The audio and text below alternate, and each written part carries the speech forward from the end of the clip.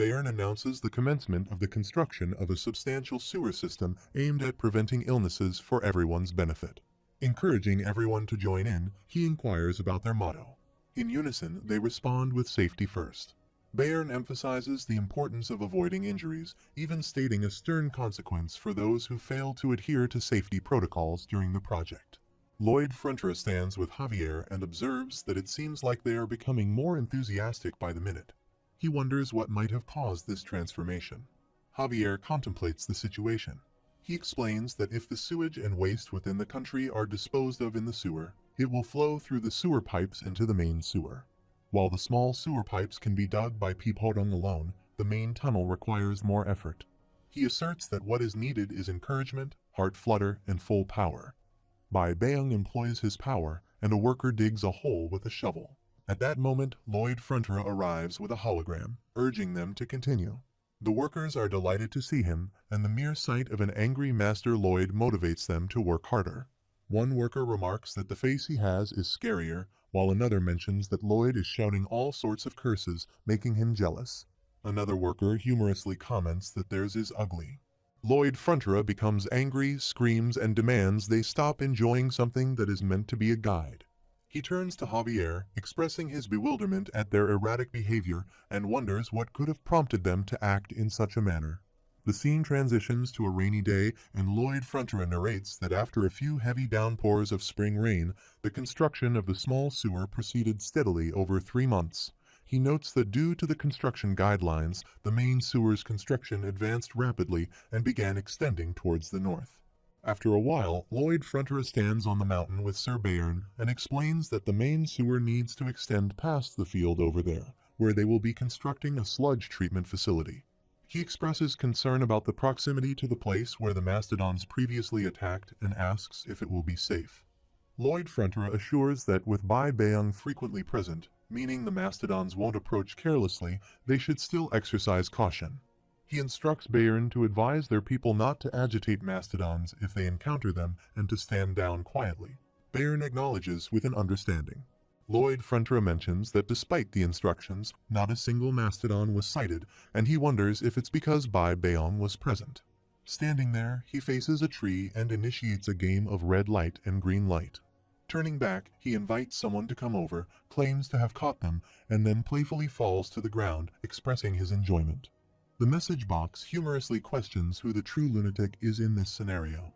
When asked what's happening, Lloyd defends it as a form of play and questions if this isn't different from how people usually engage in such activities. Piporong arrives, observes the scene, and becomes emotional. He inquires why Piporong appears pitiful and asserts that he is genuinely enjoying himself. Piporong responds with something indistinct. Lloyd Frontier then questions if Piporong has observed something peculiar. Meanwhile, a group of workers congregates around a sizable hole. Lloyd Frontier joins them and inquires about the location and the nature of the discovery. Observing a decomposed corpse in the hole, he reflects that judging by its state of decomposition, it hasn't been buried for an extended period, indicating a recent event. Puzzled, he wonders who could have committed such an act and for what reason. Bai Beong arrives at the scene, glances into the hole, and utters Baibong. Lloyd Frontier detects a peculiar smell and instructs everyone to dig a bit further in that location.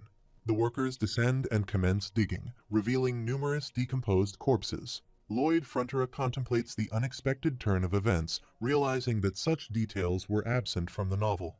This unforeseen development has shaken his certainty about the narrative. He contemplates that the only semblance of this occurrence lies in the chapter of Namaran's Barrier, where Javier mastered the blast. Reflecting on the black magic featured in that chapter, he acknowledges its familiarity and urgently instructs everyone to move away from the area. He identifies it as the corpse explosion magic, and as the corpses detonate, panic ensues with people fleeing. A pink magic engulfs the surroundings, prompting Lloyd Frontier to run, anticipating the advancing flames that pose a lethal threat. Determined to protect those under his employ, he formulates a plan, unsure of its efficacy, but he hopes to use the blast's impact to counteract the danger. In the midst of this chaos, Bai Beong positions himself between the black magic and the rest, acting as a barrier to prevent its further spread. Lloyd Frontier falls back, watching the events unfold.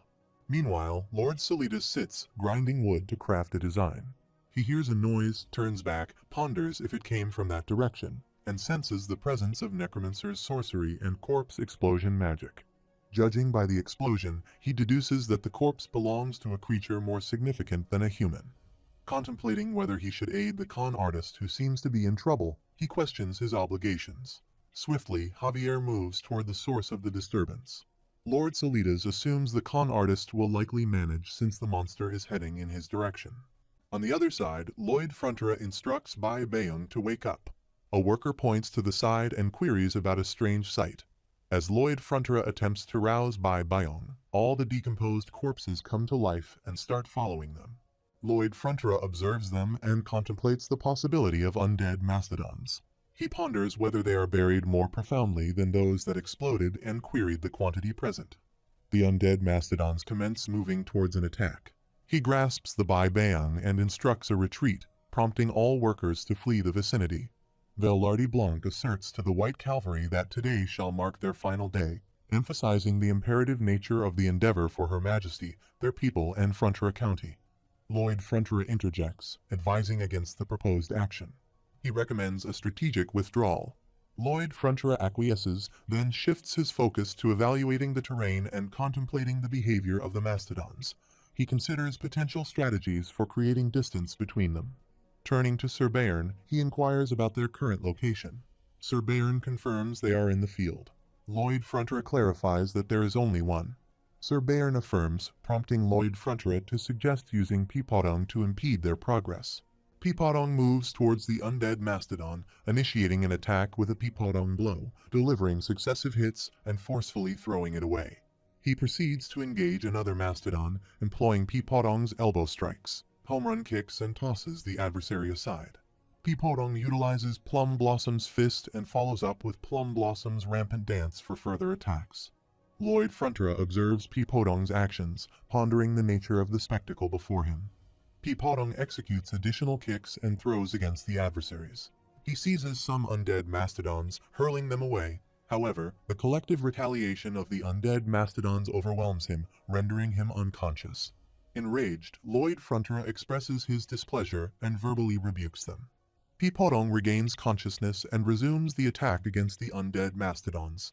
Lloyd Frontera arrives with an elephant, positions a sword at its neck, and declares that he possesses one of their offspring, warning that it will become mere meat within 5 seconds. The onlookers acknowledge his presence. He inquires whether they are experiencing a peculiar mix of nervousness and anger, or if he alone perceives it. Urging a swift response, he suggests approaching before he strips off the elephant's skin. In response, all the undead creatures roar and advance towards him, confirming his success in capturing their attention. Lifting the elephant onto his shoulders, he commends the quality acting, addressing someone named Pungdong. Reflecting on the situation, he recalls a solitary hint from the novel, a single line suggesting that these creatures, specifically mastodons, do not inherently pose a threat. The novel mentions mastodons exhibit an excessive preoccupation with their offspring. The notion conveyed is one of fighting for their children, even if they were to become undead. The outcome depends on their actions, and currently, the mastodons are not inclined to initiate an attack. Lloyd Frontera deduces that something occurred to reinforce this notion, recalling Sir Bayern's routine of caring for baby mastodons, which prompted daily visits from the adult mastodons. He surmises that these visits were likely motivated by a concern for the well-being of the baby mastodons. He runs alongside Peepodong, who clutches the elephant in his mouth, proposing to traverse the valley and take refuge in the forest at its conclusion. Seating himself on Peepodong, he urges them to proceed, prompting the undead mastodons to trail them. Observing their departure, the workers remark on his recurring role as their savior. After a while, Jigoming perches on a tree, vocalizing a song.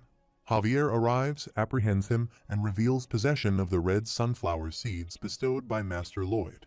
Inquiring about the time required to cover 10 kilometers to the north, he seeks information from Jigoming. On the other hand, Lloyd Frontera utters a brief remark, glances backward, and contemplates their pursuit, realizing they are catching up. He employs his shovel to ignite fire flares as a counterattack. In response, they use black magic to retaliate. Acknowledging their overwhelming numbers, he considers the option of discharging a powerful attack, propelling it into the mountain to induce a collapse. He deliberates on the potential consequences, What if the attack fails to eliminate all of them? In his current critical condition, such an outcome could prove fatal. Piporong embeds a stone and stumbles, but swiftly recovers to resume running. Lloyd Frontra, gazing at the distant mountain, expresses frustration, exclaiming, "Damn it."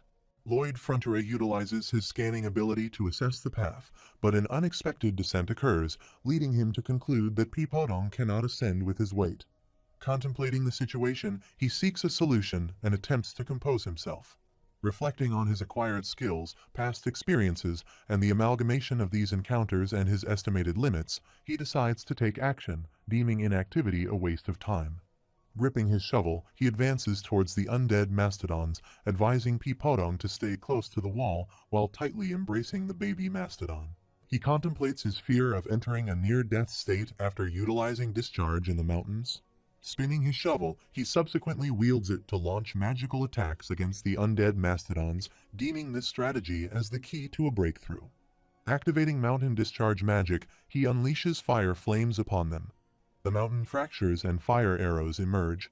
The intense heat renders his shovel too hot to handle, prompting him to abandon it and take a seat on the floor. The undead mastodons advance towards him for an attack. The system window notifies that the skill Supercharge has been activated. Utilizing Supercharge, he emits magical light, causing an explosion that engulfs the undead mastodons, and light radiates in all directions. Piporong endeavors to safeguard the baby mastodon. The system window notifies that he is indiscriminately absorbing mana from the surroundings. Contemplating the target direction, he decides to face forward and detonate the magic light. Intent on leaving the valley and Piporong undisturbed, he focuses on absorbing only the mana from the mastodons. The undead mastodons explode in all directions around him. Reflecting on a prior instance where he absorbed the mana of the Empress and everything around him using Supercharge, he perceives it as an advancement in his mana heart skill. The narrative shifts to a flashback, wherein Lloyd Frontra instructs Javier to become his bait. Javier, expressing reluctance, implores Lloyd Frontra to reconsider. Disregarding Javier's plea, Lloyd Frontra issues a directive, considering the use of Supercharge to charge his mana with the anticipation of leveling up. He regards the lunchbox filled with mana as a requisite offering for his impending level up. In an attempt to unleash fire from his shovel using magic power, he encounters failure and collapses. He once again employs his Supercharge power, recognizing that the surroundings are being destroyed.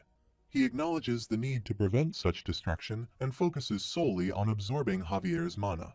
Javier observes Lloyd Frontra's actions and remarks that they're working. Lloyd Frontra will extract everything from him.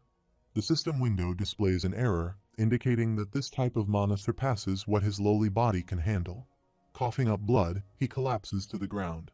Javier approaches, expressing concern for his well-being. Lloyd Frontra responds, suggesting that the webtoon may have depicted the wrong script. Reflecting on the failure, he notes that even then, it was possible to decide on the target and direction.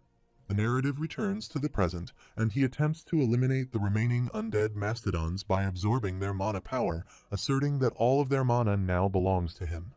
The system window informs him that he has surpassed the limit of absorbable mana, leading to the forceful expansion of the mana heart. It notifies him of acquiring a substantial amount of skill experience.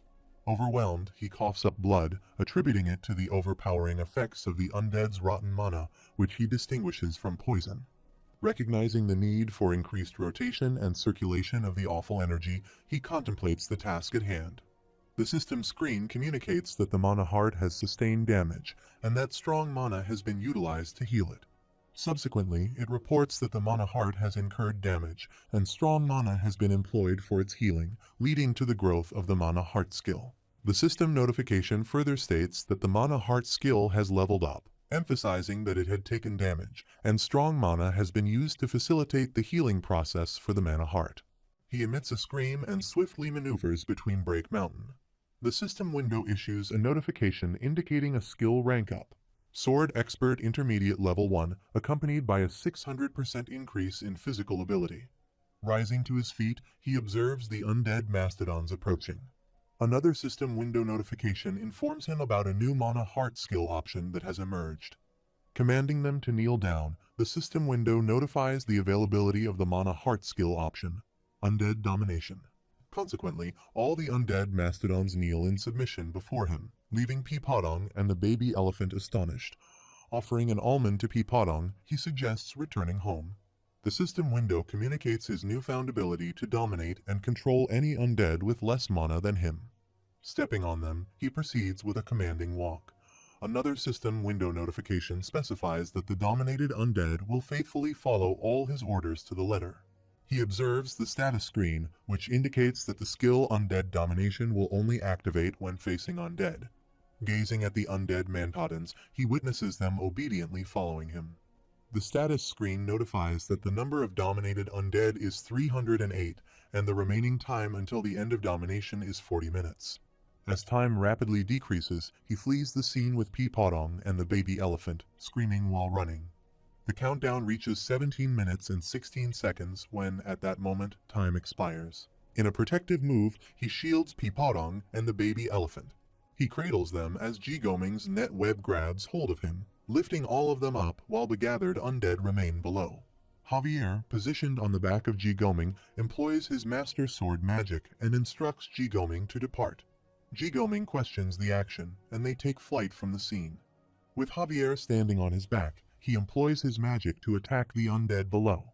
Lloyd Frontura, witnessing this, becomes shocked and frightened. He initiates the collapse of the mountain, causing it to fall upon them, and they unleash black magic all around. Observing this, Lloyd Frontura descends and lands on top of the hill, wearing a smile as he expresses gratitude to Javier for saving him. Javier questions the sincerity of Lloyd Frontura's smile and emphasizes that, as his escort knight, he must remain by his side. Inquiring about what he said and told him, Lloyd Frontura explains that he got angry when Javier mentioned it wouldn't be dangerous, urging him to focus on cutting the rebars instead. Javier reveals that, while riding on Sir Jigoming on the way there, he evacuated all the workers and acted as bait himself. Disputing this, Lloyd Frontura claims he was merely luring the undead into a corner to eliminate them all at once. Javier queries if Lloyd Frontura succeeded in that endeavor, prompting Lloyd Frontura to question why Javier keeps asking questions when he witnessed the entire sequence of events. Javier, frustrated, screams and insists that he wants Lloyd Frontura to be self-aware of his actions. Javier questions what Lloyd Frontura believes will happen to the country if he is absent, emphasizing the potential peril to apartment buildings, sewers, and the inhabitants at large. Stressing the weight of numerous lives on Lloyd Frontura's shoulders, Javier urges him to prioritize self-care. In response, Lloyd Frontura inquires if Javier implies that it's acceptable for others to perish as long as he remains unharmed. Javier clarifies that this is not his intention. He simply implores Lloyd Frontura to avoid putting himself in harm's way.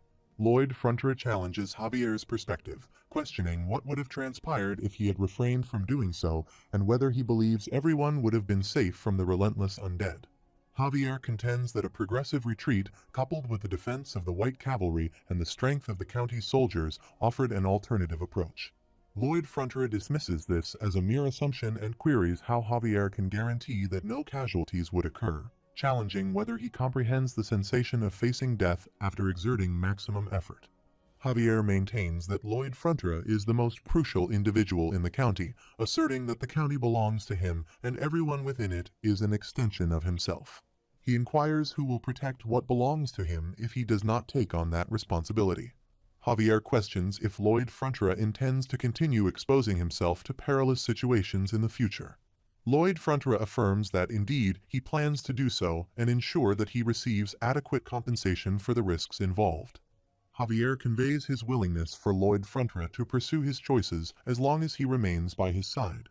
The system window provides notifications indicating that Javier's cheerfulness has increased by plus 15 points, positive sentiments towards him have risen by plus 23 points, and their relationship has significantly improved, resulting in a bonus RP of plus 270 with a total RP of 3,140. The system further conveys that Javier's opinion of Lloyd Frontura has elevated to someone he needs to protect and someone he respects. It discloses that Javier is now resolute in his determination to willingly sacrifice himself if Lloyd Frontura faces the peril of death. Lloyd Frontura responds, stating that there was no need for Javier to go to such lengths. Javier inquires about what Lloyd Frontura is talking about. Lloyd Frontura responds, suggesting that Javier can feign ignorance if he desires. He questions who Javier believes is behind the mastodons and ponders if this could be retaliation from Esfahan due to the reversal of the monster domino against them. Lloyd Fronterer contends that, based on his knowledge, Esfahan lacks a necromancer capable of orchestrating such a feat. Reflecting on the information mentioned in the novel, he asserts that Esfahan typically engages in physical combat, making it unlikely for them to resort to tactics like this, with the only reference to black magic being Namaran's barrier. Deciding to halt all ongoing work temporarily, Lloyd Fronterer proposes a search for clues. Javier acknowledges the directive with an understanding. Lloyd Fronterer reflects on Namaran's barrier, contemplating the chapter related to that location. He believes he has a rough sense of the situation, but recognizes the need for concrete evidence to hold accountable those responsible for the destruction of his assets. After a while, the workers commence digging into the hole and extracting mud from it using buckets. Lloyd Fronterer and Javier stand up to observe the ongoing activities. Javier remarks that it feels like searching for a needle in the desert. Lloyd Fronterer acknowledges the challenge, affirming that they must continue the process since construction cannot proceed with potential hazards in place. He is confident that what they seek is somewhere in the vicinity, specifically the medium of sorcery used for black magic. At that moment, a worker approaches, addressing Master Lloyd Fronterer and informing him that Count Cremo has arrived from the west. Lloyd Fronterer questions the unexpected visit, asking why Count Cremo is present at this moment. After a while, inside the palace, Count Cremo sits with his daughter in front of Lloyd Fronterer and his parents, expressing his desire for Lloyd Fronterer to marry his daughter. Lloyd Fronterer apologizes, stating that she is not the type he typically goes for. Count Cremo responds that Lloyd Fronterer is not the type his daughter usually goes for either, and reiterates his request for them to marry. Lloyd Fronterer finds the proposal abrupt, to which Count Cremo explains that he dislikes beating around the bush and thought long and hard after Lloyd Fronterer left. He considered whether there could be a better person than him as his son-in-law, but noted Lloyd Fronterer's sudden rise to fame. Count Cremo expresses impatience, stating that there are many nobles eager to connect with the Fronterer family. He inquires about a suitable date for the wedding. Lloyd Fronterer urges Count Cremo to calm down, reassuring him that no one else has proposed marriage to him. Erox Fronterer calls him, and he responds affirmatively. Erox Fronterer presents numerous letters explaining that he had kept them and intended to show them later due to his busy schedule. Count Cremo dismisses the letters as insincere, suggesting that those who were interested should have visited as he did. He announced that the marriage ceremony would take place at the Fronterer estate and proposed slowing down the process. He suggests slowing things down a little and expresses sincere gratitude for Count Cremo's high regard. He, however, asks for forgiveness, explaining that he cannot comply with Count Cremo's request. Count Cremo, at the age of 27 and still a bachelor, acknowledges that people may wonder if he has any significant flaws since he is still single. He requests the freedom to be a bit blunt. Javier struggles to contain his laughter. He intervenes, instructing Javier to stop moving around and questioning the source of amusement. Count Cremo queries if the laughter stems from the belief that the Cremo family cannot measure up to him. He denies this, gesturing to the surroundings as evidence to the contrary. Upon hearing this, Christine becomes saddened and expresses her willingness to do anything gladly for the sake of the Cremo family's advancement and stability, even going so far as to sacrifice her own well-being. Lloyd Fronterer, however, contemplates that she might be getting married to the Demon King. Observing Javier's mana enveloping his body, Lloyd Fronterer inquires if he is employing mana to restrain himself and earnestly implores him to stop. Erox Fronterer interjects, expressing his desire to convey something meaningful. He asserts that while family obligations are crucial, he believes that the thoughts of those directly involved also hold significance. He holds Marbella Fronterer's hand and expresses his belief that spending the entirety of one's life with someone is impossible without love. Erox Fronterer emphasizes that, for the sake of his daughter's happiness, he hopes Lloyd Fronterer will respect both of their wishes. Christine starts crying and Count Cremo, placing his hand on her shoulder, acknowledges that he nearly caused her sadness for the sake of their family's status. She declares her love for him and embraces him. Count Cremo inquires if she is genuinely that happy. He stands to leave with his daughter and expresses admiration for the people of the Fronterer family, noting that he has learned a great lesson today. He suggests living with love, a sentiment echoed by Erox and Marbella. Meanwhile, Lloyd Frontera sits on the sofa and reflects on the happiness of not being married to Count Cremo, finding solace in the fact that even his own parents agree with this outcome. Observing Javier sitting aside and controlling his mana, Lloyd Frontera acknowledges that Javier did not laugh in the end, expressing gratitude for his earnest efforts, even more desperate than when facing the Gigadoton. In the end, Lloyd Frontera explains that rejections were sent for all political marriage requests due to potential dangers on the political front. They did not want to cause any woman misery in such arrangements. After a while, a man in a blue dress appeared in front of Queen Alicia Termina Magentano and remarked that it seemed that was the reason the Frontera family rejected all marriage requests. Queen Alicia Termina Magentano says she expected as much. Even if the Fronteras had accepted the request, the lady in question would probably have rejected it. She laughs and comments that Lloyd Frontera looks just like a potato after all. Concerned about his well-being,